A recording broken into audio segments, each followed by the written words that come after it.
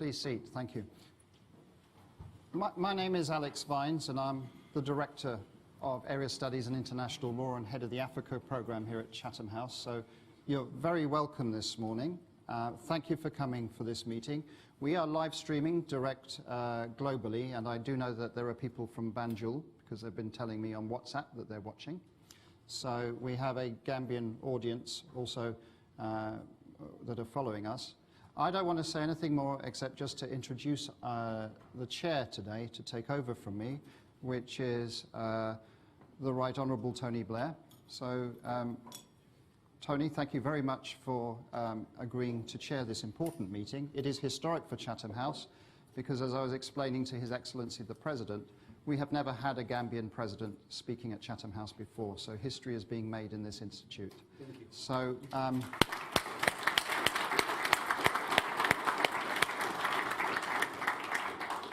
with no more ado, I'll hand over to Mr. Blair to proceed. Thank you very much. Thank you, Alex, and welcome everyone. I'm absolutely honoured to be here with the President of Gambia this morning at Chatham House and to say these few words of introduction.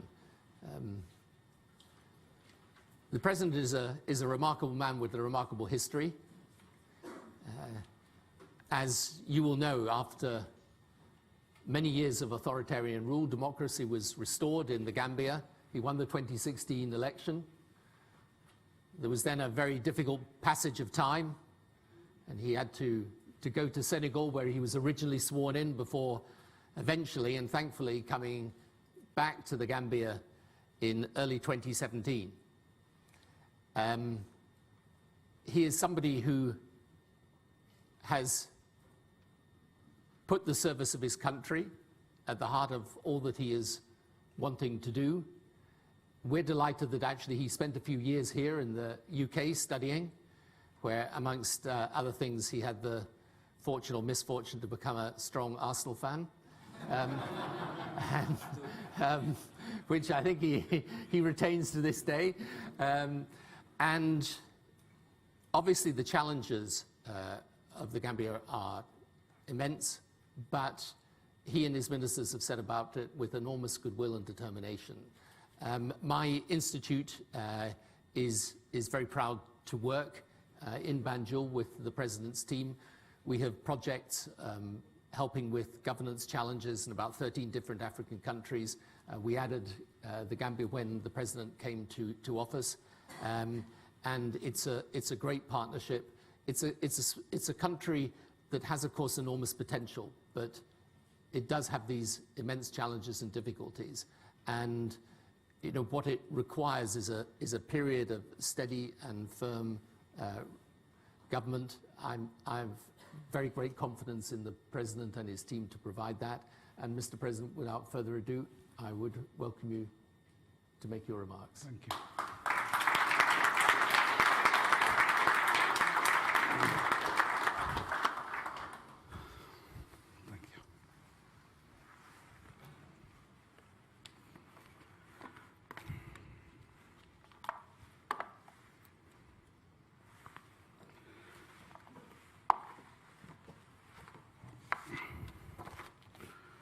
Thank you very much, Mr. Chair. The former British Prime Minister.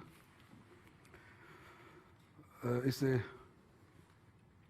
pleasure and an honor for you to be chairing this occasion today. I remember when he came to Banjul, I have a long discussion with him, with an experienced man like him. You can buy everything, but you cannot buy experience. On that day, he told me, Mr. Barrow, I used to be in your own position. But you cannot succeed as a president or as a leader without a team. You have to get a strong team who will help you. Then the final decision and signature is the leader.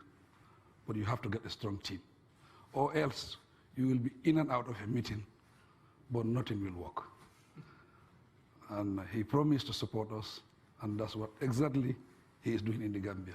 So thank you very much, Mr. Blair. It's a great pleasure.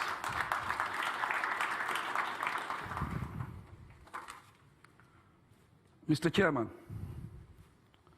Your Excellencies, Honorable Ministers, members of the Diplomatic Corps, fellow Gambians, distinguished guests, ladies and gentlemen, it is both a pleasure and an honor for me to be invited by Chatham House, an internationally renowned institution, to speak on the topic shaping the Gambia's future, how to build a path to sustainable progress. Mr. Chairman, the economic and political context of the Gambia has been characterized by over 2 decades of dictatorship. The country lost its friends and status in the community of nations and respect as home of human rights in Africa.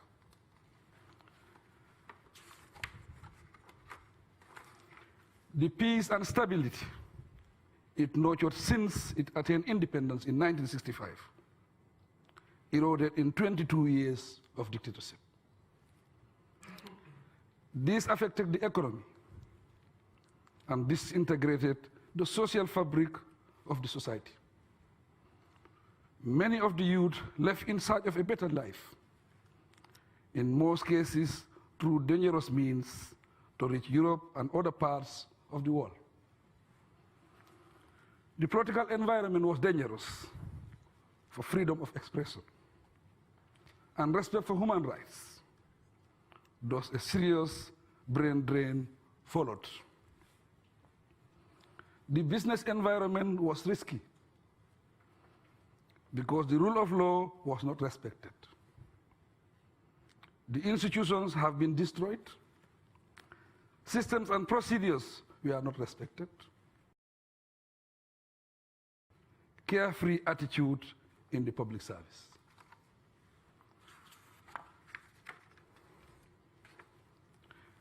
This unfortunate scenario forced Gambians to take their decision to define their destiny. In 2016, 8 stakeholders in the political arena came together, formed a coalition, and on the 1st of December 2016 presidential election, Gambians went to the poll and voted me as president. Immediately after the coalition government came to office, our first priority was to reopen the Gambia to the world, promote human rights, and restore freedom of expression. We had to build confidence among our partners and prepare a strategy to put the Gambia on the path of sustainable development. In short, we had to right the wrongs in our institutions, systems, and procedures. We had to engage in institutional and legal reforms to ensure efficiency in our public service, good governance, and progress in national development. My government strategy is now clearly outlined in the National Development Plan 2018-2021. One of the first steps undertaken was to establish the rule of law by releasing all political prisoners and set up a review panel on wrongful dismissal and decongest the office of the president. All the portfolios were decentralized to their line ministries. This was to allow the experts and technicians to deal with issues in a professional manner and provide technical advice to the office of the president. In the meantime, my government continues to build on its diplomacy to return the Gambia into the rightful place in the community of nations and organizations. One of these is the Commonwealth. And we are delighted by the readmission of the Gambia into the Commonwealth of Nations. Building the path of sustainable progress in the Gambia cannot be isolated from the global trend of events. It calls for working towards a common future. The theme for this year's Commonwealth meeting. The spirit of togetherness is key for effective change. This has been demonstrated when Gambians came together to change a dictatorship, which for 2 decades robbed the country's resources. My government inherited just over 1 month import cover. Thus, it depends on international support to revitalize its economy. Therefore, developed countries should provide improved access to their markets, introduce and promote measures to liberalize trade, particularly in processed agricultural and manufactured goods. The reality of climate change has subjected our people to abject poverty and driven our youth to illegal migration. To address this unfortunate situation, youth unemployment is a key priority of my government. Youth employment is key priority of my government. Particularly important is their participation in socio-economic activities, training, and entrepreneurship. My government is working to introduce and implement action-oriented measures designed to fight poverty. These measures include effective promotion, trade, and investment. Given their importance and potential in generating employment for the youth and economic growth. Modernize agribusiness, processing and packing of products for the export market will all open the Gambia to regional and global markets. It has the land, water, and human resource to curb hunger and ensure food security. When we came to office, we instantly faced formidable challenges because of domestic and foreign debt and widespread economic mismanagement. Therefore, my government has embarked on the effective implementation of microeconomic policies that are supportive of sustainable development goals. Priority will be given to decentralized economic activities throughout the country. The rational use and allocation of resources have so far been employed without sacrificing the quality and standards of services. Conscious efforts have also been made to strengthen and improve institutional and technical managerial capabilities of public sector agencies and the institutional framework for microeconomic planning and development in full operational. Sector programs and sub-projects have been aligned to the National Development Plan 2018-2021. Special focus is also been given to improving the economic and social status of women. Policy decisions and projects are designed to promote gender equality and women economic empowerment. Efforts have been made towards diversifying the Gambia's economy through agriculture, tourism, and fisheries. This requires knowledge transfer and skills development for the youth and to improve livelihood of rural families. All these are meant to put Gambia on a sure path to sustainable progress. As part of the efforts to promote trade and enhance private sector initiatives designed to increase employment and promote the diversification of the Gambian economy. Specially focused is to put on accelerating the growth of small and medium enterprises. The enabling environment has been created to attract both domestic and foreign direct investment. The initiative include improvement of the institutional credit support system for small and medium enterprises, as well as improving the regulatory environment for business. Mr. Chairman, my government strategy on education focusing on providing quality of basic education, improving the qualification and quality of teachers, strengthening science and technology in higher education, and developing coherent and sustainable system for technological skills and acquisition and development. Also, improving women's level of education and literacy is part of gender-responsive development where necessary. New schools will be built and existing ones upgraded.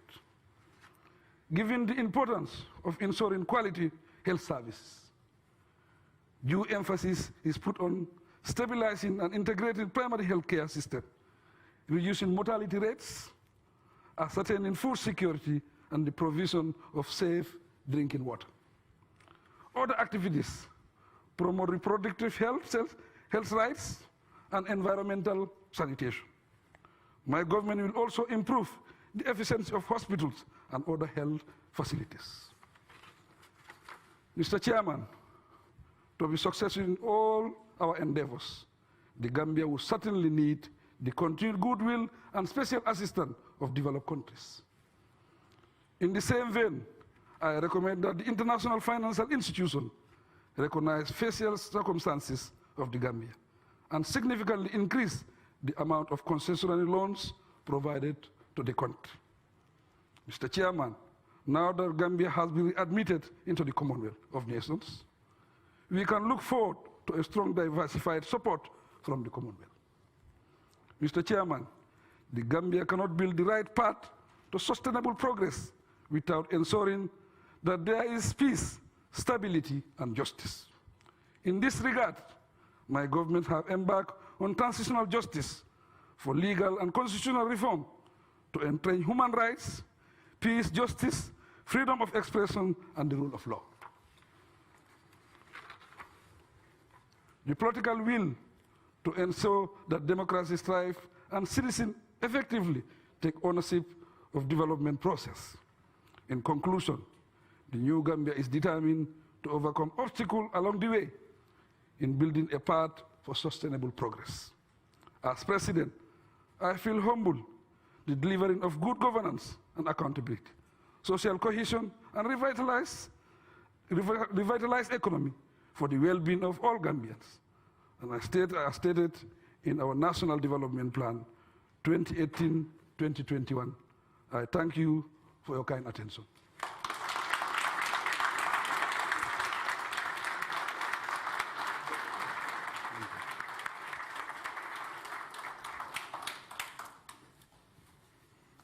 Mr. President, thank you very much indeed. It's a great place. So I'm going to ask a few questions on some of the things you talked about in your speech, and then we'll have some questions from the floor, and also the questions, I think, being live streamed as well. Let me start on there are two types of challenges, obviously. One are the challenges, the political challenges, after all, that the country has been through, and then there's the economic ones as well. But on the political side, I mean, how difficult has it been to try and bring about reconciliation after such a long period of dictatorship? Thank you very much, Mr. Blair. It has been very challenging. But the most important thing is we have progress. For the transition for dictatorship took a long time in my country. A period of 22 years. It's a long period.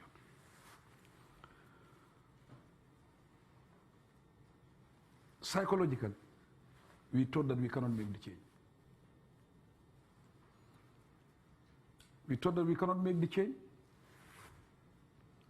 But this time, we were able to come together. 8 political parties came together to challenge the incumbent. We feel that when you are united, you are strong. It's because we are united, that's why we were able to make the change. Because it was difficult, even when I was chosen as candidate. A lot of my friends distanced themselves from me because they were afraid. People were calling me, you don't have to walk alone, because it was dangerous. But we were committed to the change, and the Gambian people were committed to the change. Because of that support, that's why the leadership, we were brave enough to challenge the incumbent, and we were able to make the change.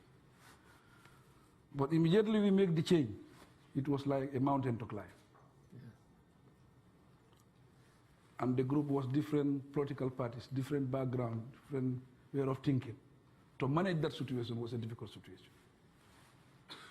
And during that time, we passed through an impasse.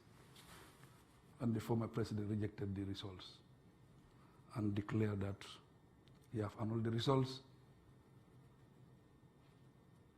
But our response was more of principle than personal. Our response was, we are declared winners by the institution that conducted the election. You are president, but you don't have those powers to annul elections. Constitutionally, your mandate will expire on the 19th. And if you remain in power, then we consider you as a rebel. This was our message. We handled the situation maturely. That's why we were able to get to office peacefully. And it was an extraordinary coming together of the region as well, right? Because they came in and supported you in that struggle to establish Yes, the legitimacy. The region supported the Gambia. For one simple reason. I think Africa is changing to democracy. Right. Everybody is focusing to the same process. If a president should lose election and conceive defeat, congratulate me, and after 1 week, change again, that will set a precedent. But it was an important moment, and, right? and that would have affected the sub-region. Right. It would have been a great setback, if not a failure, for the region, or for Africa, right, or for the world, for that matter. And you were very conscious of the fact that, in a sense, this was a test case as to how the region were prepared to stand up for the legitimacy of elections. Yes, it was a test case, but we were also very firm. Yeah. We were organized as a group. I was having a strong team, experienced politicians. We didn't take anything personal. Right. We were following due process. Yeah, yeah. Well, that's, I mean, then you come into power, and as I know, one of the most difficult things, but it's even more difficult in your situation when you come in after such a long period of time when the country has stagnated in a way and even regressed and gone backwards. You come in and then you've got high expectations, and then the difficulty is matching the delivery with the expectations. I mean, how have you found that? That was the most difficult period of my entire life. As you said, I was in and out of meetings, sometimes till 3 o'clock at night, sometimes 4 o'clock, to try to see how best we can move forward. Right. It was like everything was disintegrated. Power was centered with the president. Office of the president was congested. There was no coordination. A broken economy. Yeah. Everything was a priority. It was even difficult for you to pinpoint where to start. Yeah. It was very, very difficult. But we were focused on two things. It was the most important at that point in time. We inherited less than 1 month import cover. We needed to stabilize the economy. That was first. Number 2, we needed energy, electricity, power. I've always said this so many times. There is no politics when it comes to energy and power. If the light is on, we know it's on. If it is off, everybody knows it's off. I remember that. That's good. I like that. So there was no politics. And people were not patient with us. Yeah. Even some wanted to demonstrate against my government in the first days of my government because we cannot stabilize power. I nearly become the minister responsible for energy because I was in and out of meeting with people responsible for energy. These were the main focus at that point in time. Yeah. So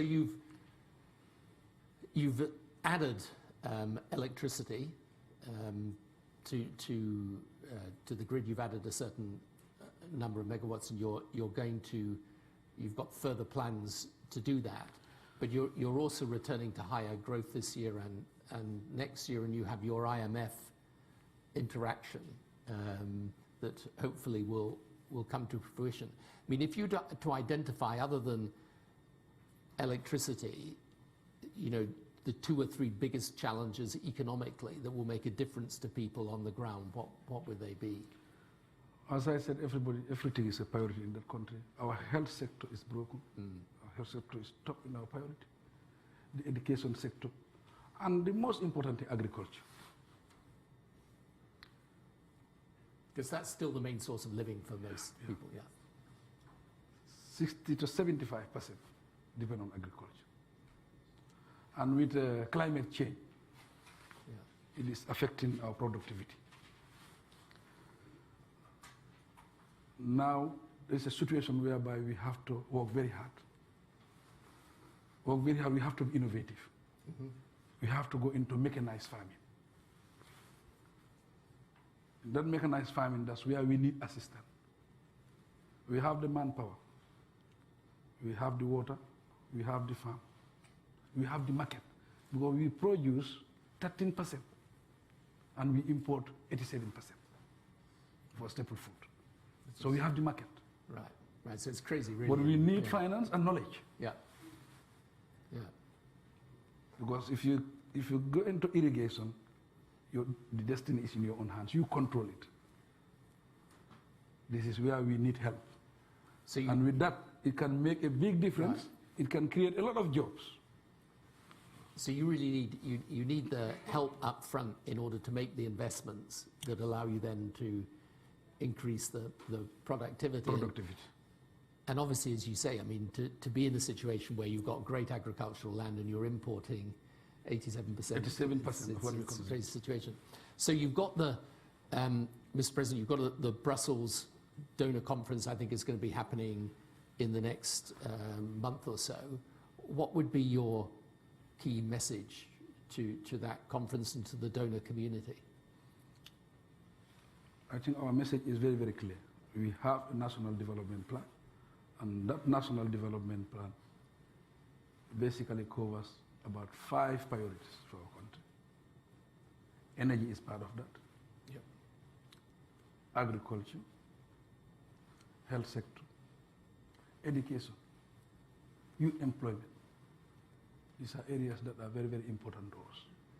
Because the youth population is about 65%. So that's 65% under 30, effectively. Are employed. Yeah. So that is a serious problem for us. Right. We have to manage the situation.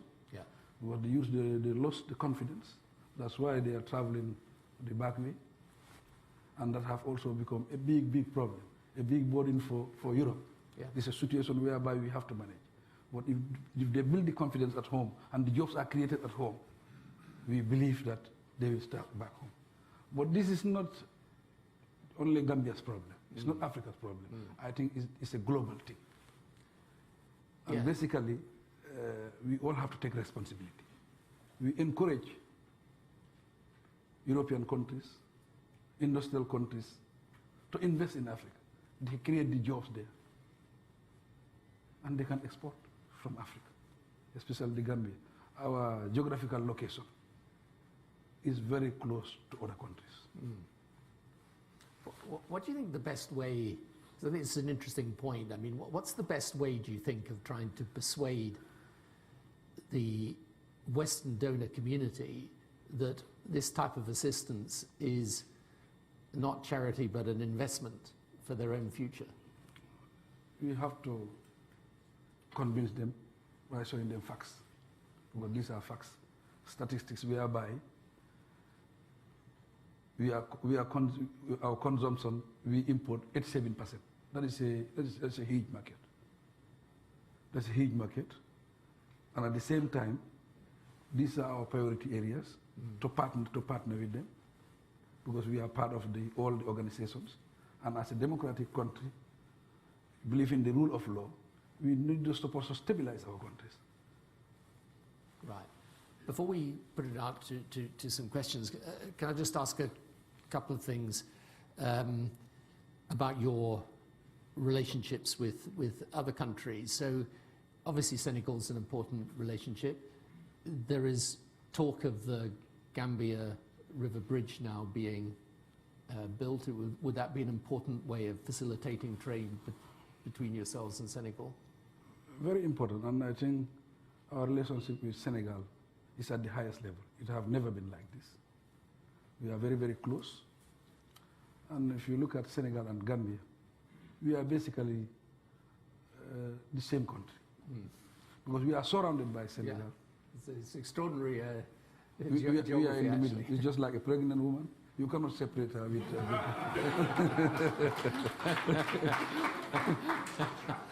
So it's a must. Recently, the Senegalese president was in the Gambia. That's what I told him. If we are talking about integration in Africa, integration in the world, we have to practice it at home.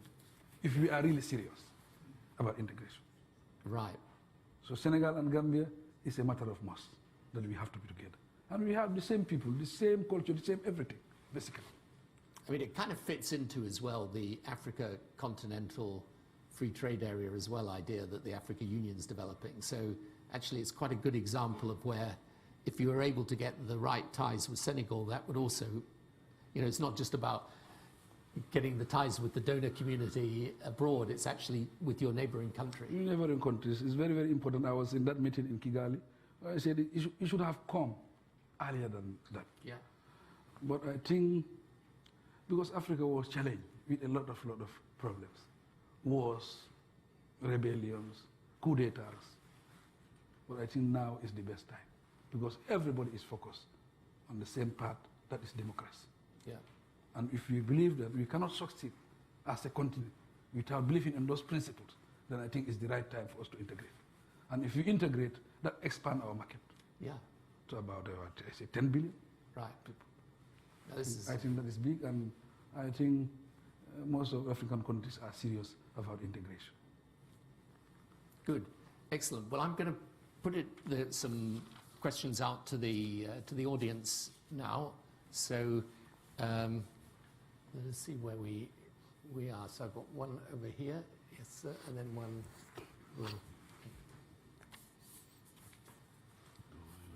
John Kennedy, member, Chatham House. Mr. President, you mentioned in your speech membership of the Commonwealth. I wonder if you could tell us what the Gambia's position is on the succession to the head of the Commonwealth.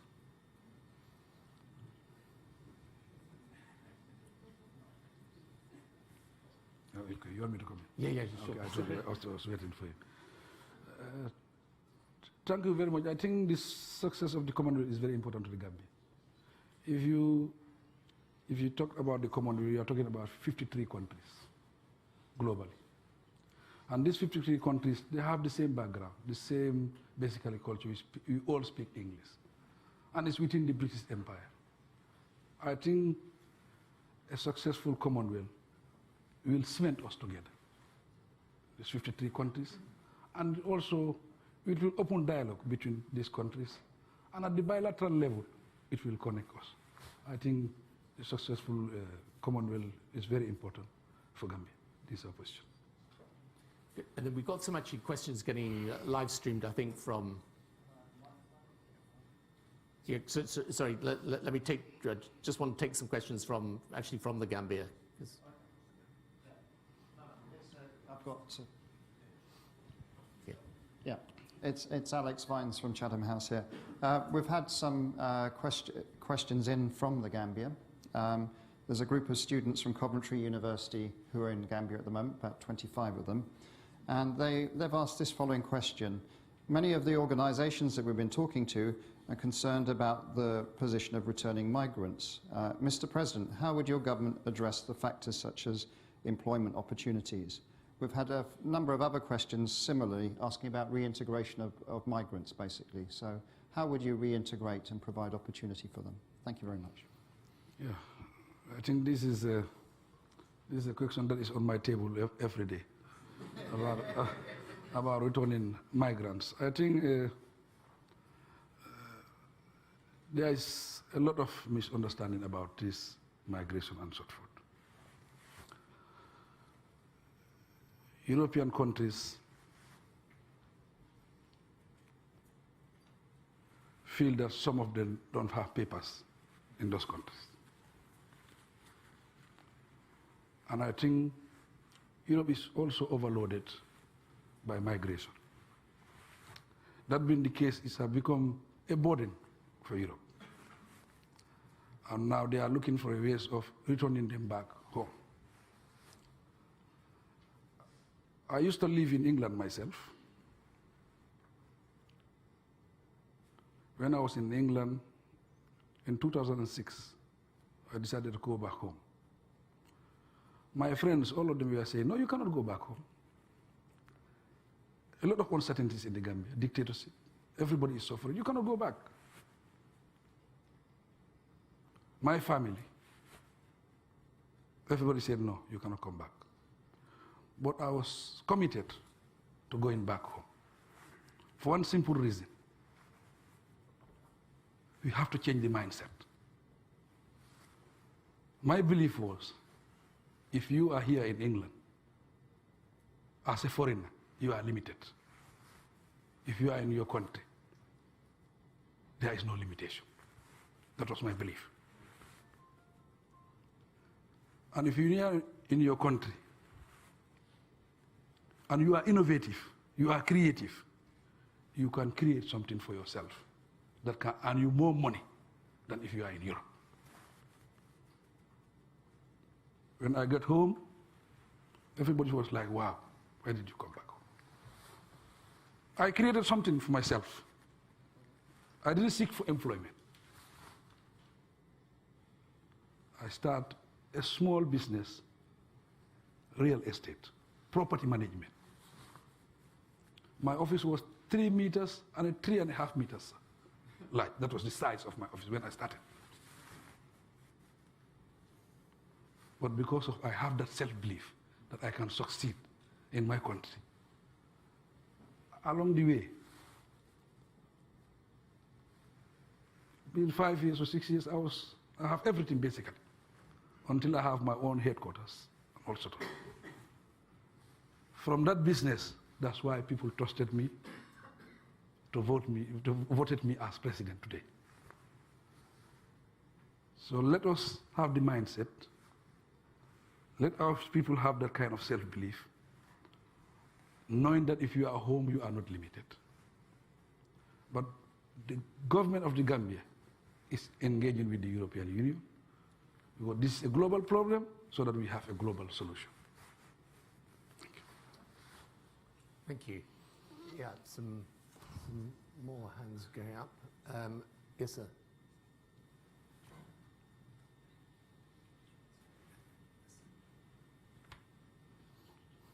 Thank you, Mr. Chairman. Your Excellency, thank you for the beautiful lecture. I'm a stakeholder in the Gambia. I used to live in the Gambia. I'm not a Gambian. I'm from the Leiden University. But I'm interested in the plight of the lesbians and gays in your country. We know that the man of yesteryears was one of the most homophobic presidents in Africa.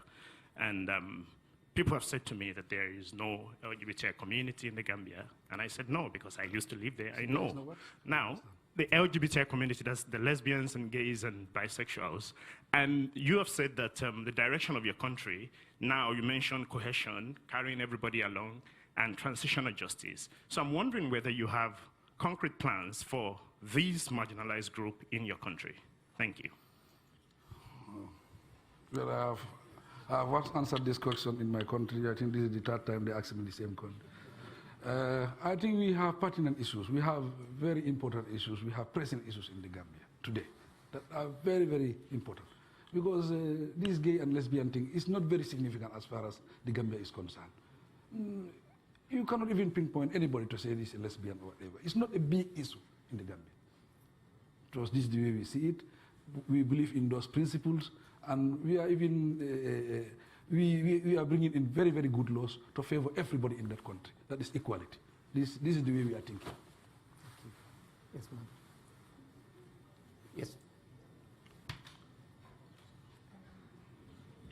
Thank you, Your Excellency, for your presentation. My name is Nicole Pichet from the All-Party Parliamentary Human Rights Group, and we've been following the Gambia in the UK Parliament for a very long time. And I had the privilege to meet a Gambian delegation from your Parliament recently, and that was a great honour.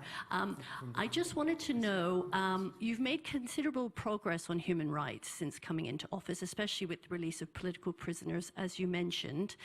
But a lot more remains to be done. You mentioned freedom of expression in your talk a number of times, and I'm just wondering what you think needs to be done now to ensure that freedom of expression, including independence of the media, is protected and promoted, and whether you think reform of the Constitution and some of the laws would be a priority to ensure that we don't see journalists locked up in the Gambia ever again. Anyhow, we are going into reforms, a complete overhaul of our constitution to make sure we good laws, to get good laws, to accommodate everybody. But despite all those good laws, it's not the laws. We just write them and so forth. But the political will is I think is the most important thing. And there is political will. That's why during the period in office for the past 15 months, there are nothing major. And journalists are writing freely and everybody is free. So I think we are already practicing it, but we will change the laws. And my Minister of Justice is here. Maybe he can even elaborate on that, perhaps.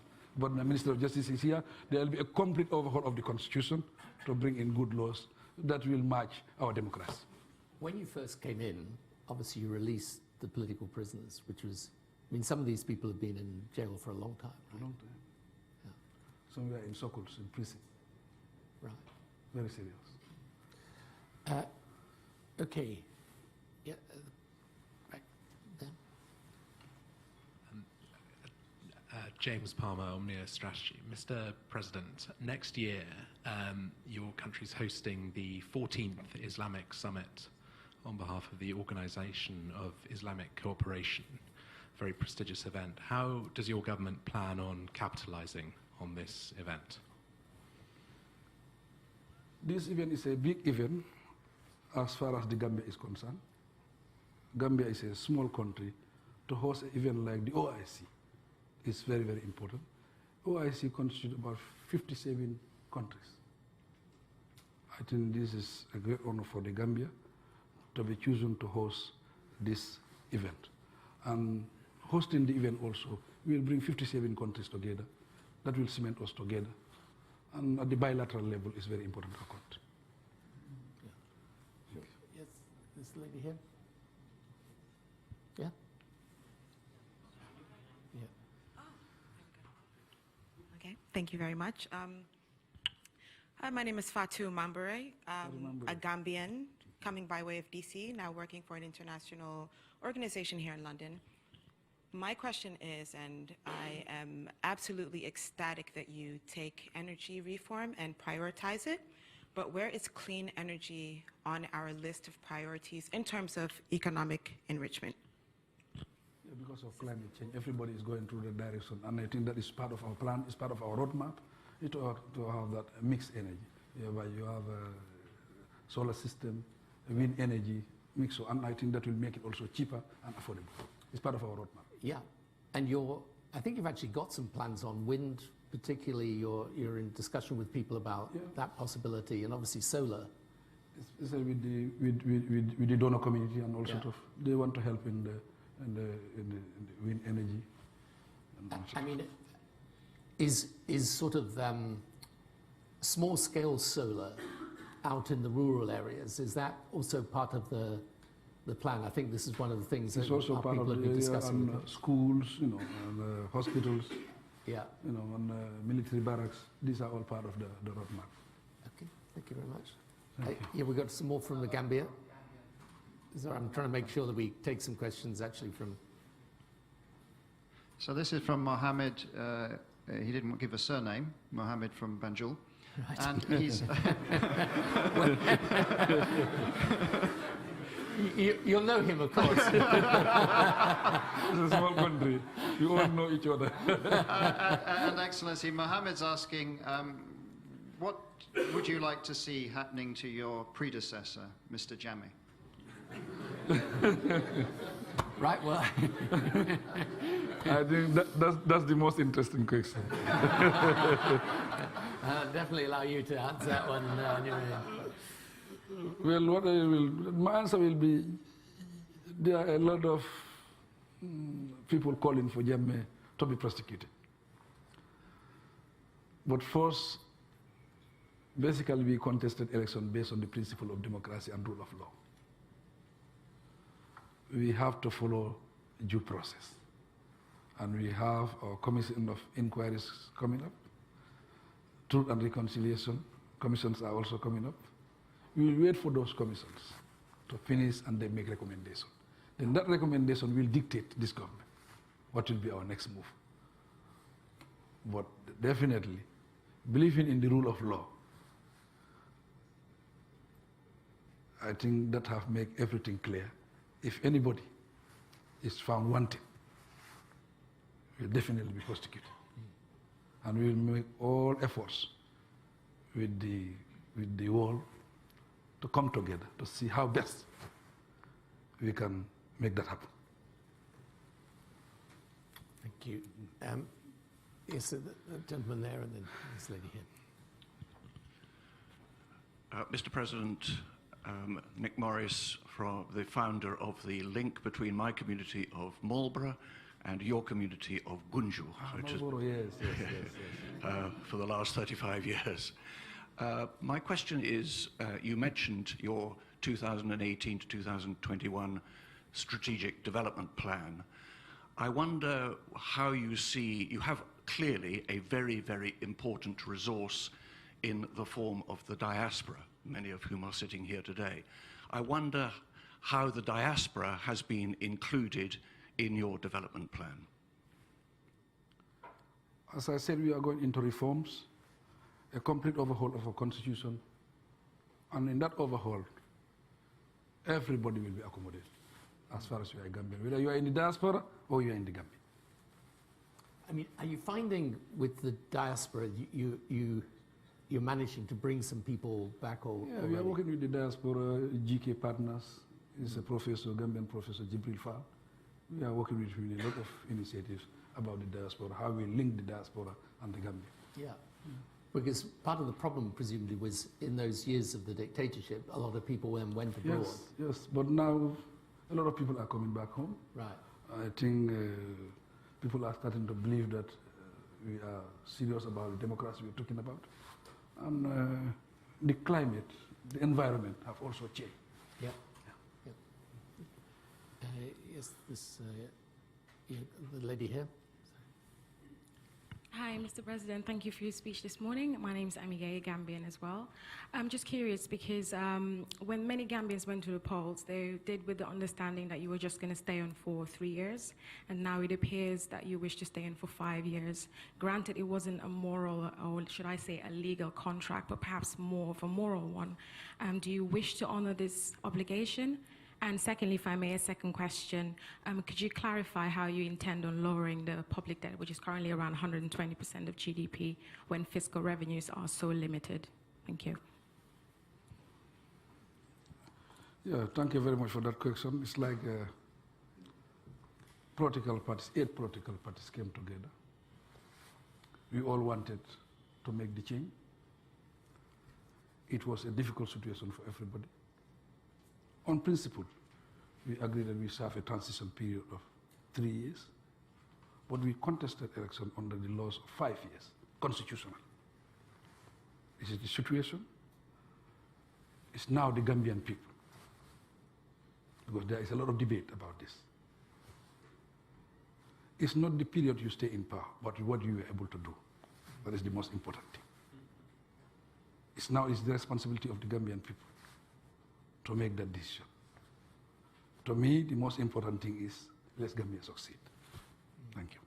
And anyway, just on the macroeconomic side and the debt, I mean, you are actually making some fiscal consolidation now. There's a lot of consolidation, and I think we have made a lot of gains.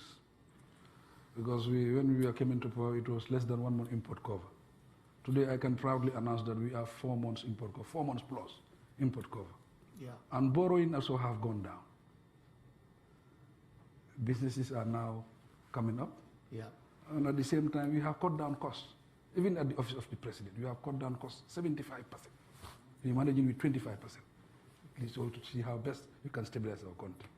And so interestingly, because of those efforts, our governor of the central bank is the governor of the year in Africa. Right. So I think we are doing very well in that area. Just on the economy as well, tourism. Yeah, That's obviously. Yeah, of course. Tourism is doing very well. I think this year it's a record of tourists who are visiting the Gambia. We are getting about 27 flights a week. This year we're getting up to 57 flights a week. We have improved, and big companies are coming, FTI and other companies are coming. We're expecting about 10 hotels coming up. And the tourism was 6 monthly. We are expecting to be yearly this year. We are going to start yearly tourism. So it's an area that have created jobs and a lot of income for that country. Because that's going to be an important part also of your foreign Very exchange. important. And at the same time, even in the business industry, there are a lot of businesses that have registered. Yeah. The traffic at the ports is very, very high. The port was 12 hours. Now we are running the ports 24 hours. Our income used to be like $500 million a month. Right. This year, the record is about 800 million collection. So we have increased our collection at the revenue level by about 40% or so.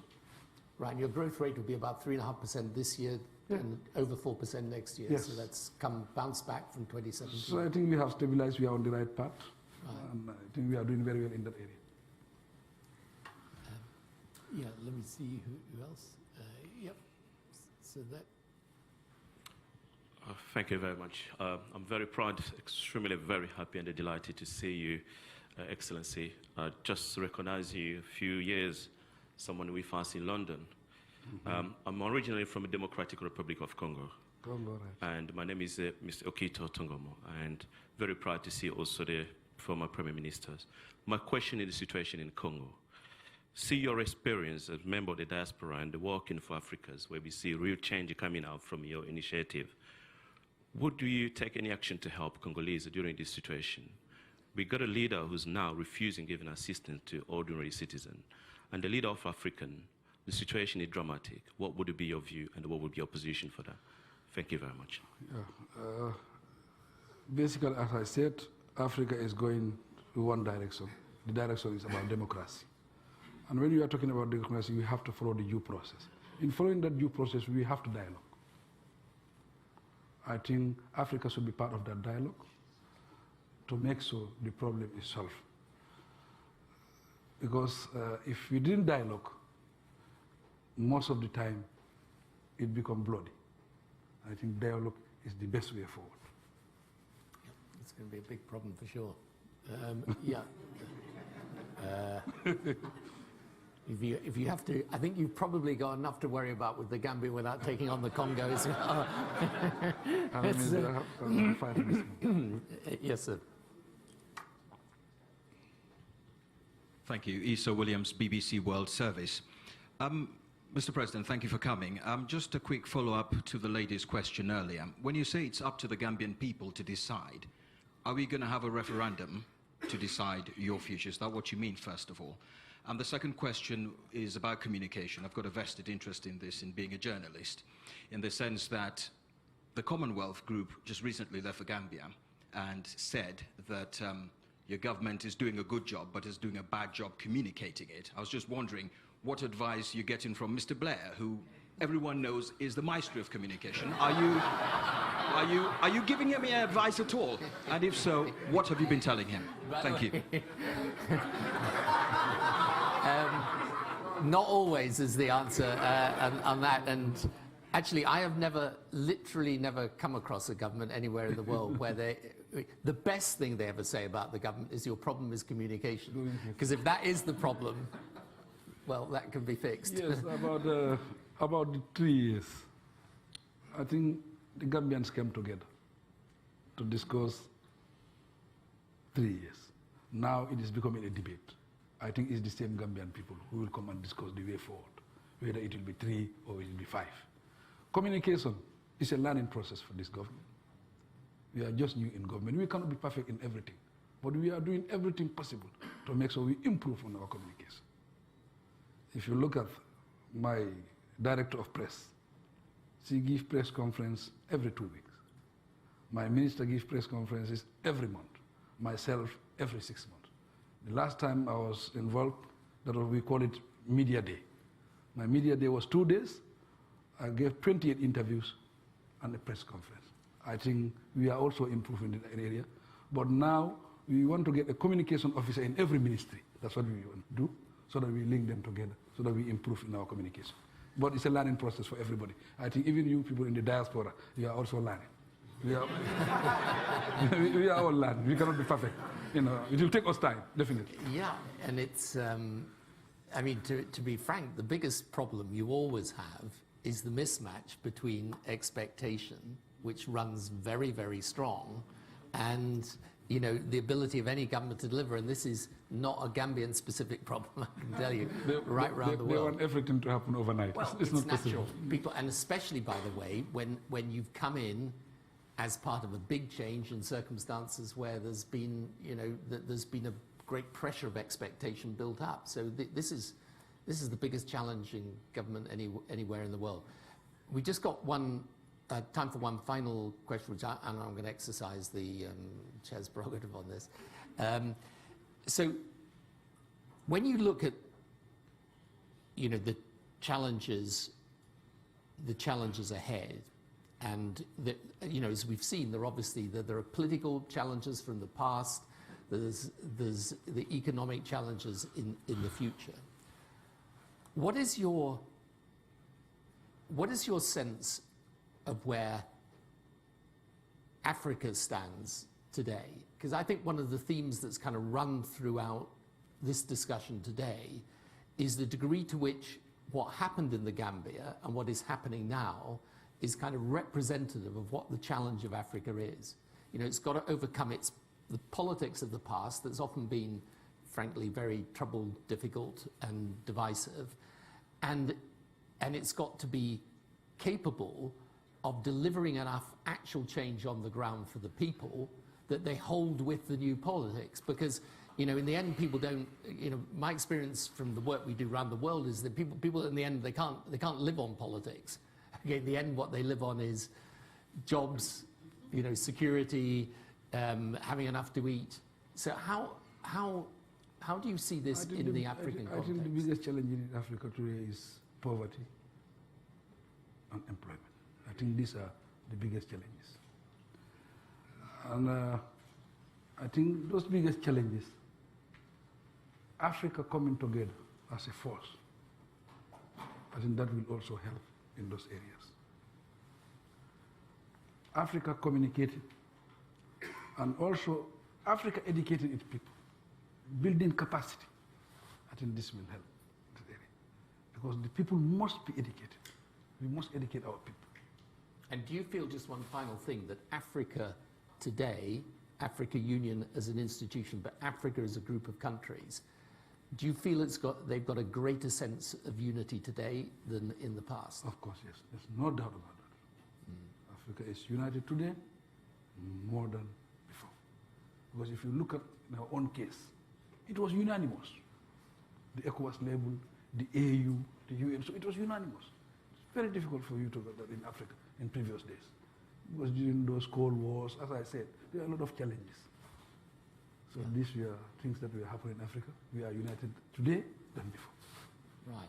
Well, it's a great lesson that it's important for countries on a continent to come together, form a union. And so anyway,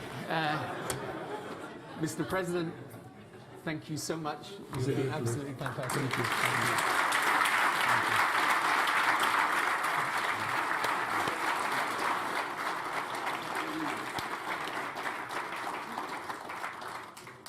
As Research Director and Head of the Africa Programme, I just want to thank the Right Honourable Tony Blair and Your Excellency, His Excellency Adama Barrow, for giving the first Gambian speech here at Chatham House. And thank you to the audience, both of those who are live streaming from Gambia and beyond, but also you in the room, for the professional questions and the good discussion that we've had this morning. Thank you very much. The final thing is, please could you stay seated so that our two guests here can leave. You might have thought that the President had some tough questions now. I will let you into a secret. He is going to be interviewed right now by BBC Hard Talk. So we were just warming him up. Thank you very much.